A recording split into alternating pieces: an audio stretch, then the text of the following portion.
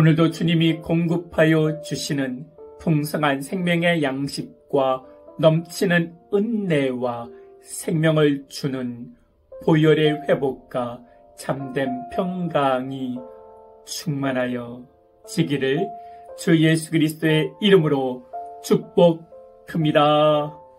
아멘. 오늘 말씀은 잠언 14장 4절 말씀입니다. 소가 없으면 구유는 깨끗하려니와 소의 힘으로 얻는 것이 많으니라. 아멘.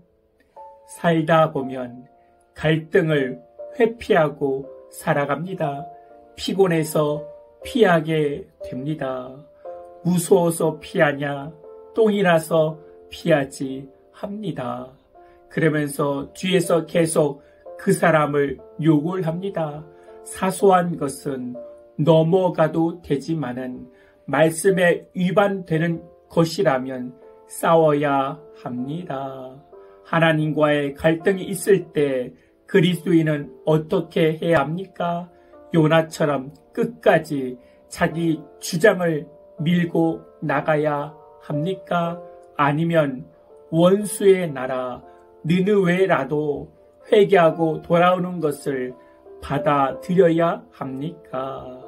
그리스도인은 하나님께 부름을 받은 사람들입니다. 그리고 하나님의 뜻대로 순종하며 살겠다고 결심한 사람들입니다. 그러면 하나님의 뜻을 포장하여 자기 주장을, 자기 목소리를 내는 자가 아니라 이제는 순종해야 합니다. 하나님과의 갈등에서는 순종하는 자가 복이 되어지는 것입니다. 갈등을 나쁜 것으로만 보지 마시고 갈등을 통해 하나님을 더욱 믿어야 합니다. 이삭은 우물과의 갈등과 다툼이 있을 때 사람을 보기 전에 하나님을 먼저 보게 되어 갈등을 해결한 것이고 새로운 우물을 발견한 것입니다. 우물보다 더 소중한 것은 하나님을 보는 것입니다. 그래서 결국 이삭과 갈등하던 자들이 이삭 앞에 와서 항복을 하고 하나님을 인정하게 된 것입니다. 갈등이 있을 때마다 갈등의 문제와 감정에 빠지지 마시고 먼저 하나님을 하나님으로 보아야 합니다. 그리고 갈등의 원인을 상대방에만 있다고 생각하지 마시고 상대방의 티끌을 보기 전에 나의 대들보를 보아야 합니다. 내가 먼저 깨지고 내가 먼저 변화되고 은혜가 충만해야 갈등은 해결됩니다. 갈등은 인간의 힘으로 해결되는 것이 아니라 예수님의 십자가로 해결됨을 기억해야 합니다. 소가 없으면 구유는 깨끗합니다. 갈등이 없으면 깨끗합니다. 아무것도 안 하게 되어 갈등이 없는 것입니다. 그러나 소의 힘이 어디에 있습니까? 깨끗함에 있지 않습니다. 힘을 써서 사명을 이루어야 합니다.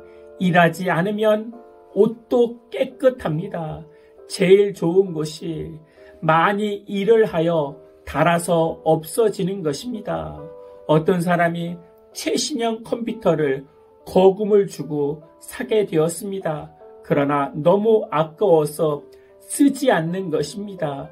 그렇게 5년이 지났습니다. 그러면 그 컴퓨터는 구형이 되어지는 것입니다. 제일 잘 쓰는 것이 망가질 때까지 쓰는 것입니다.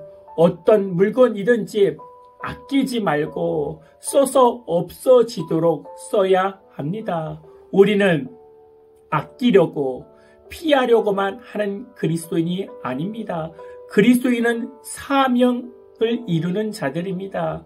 사명이라면 갈등이 있어도 그 일을 계속해야 합니다. 믿음으로 해야 합니다. 그리스도인은 나만의 거룩함을, 나만의 깨끗함만 추구하는 자가 아니라 갈등이 있어도 주님이 나에게 맡겨주신 일은 해야 되는 사람들입니다. 그 갈등을 통해 하나님만 의지하는 자들입니다.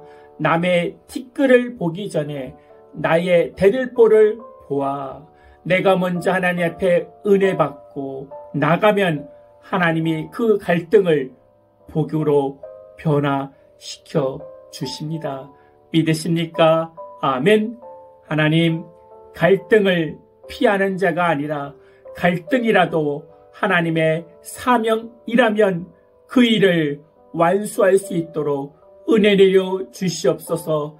남의 티끌을 보기 전에 나의 대들보를 보아 내가 먼저 깨어지고 내가 먼저 변화되어 은혜 충만하게 되어 그 갈등이 복이 되게 하여 주시옵소서.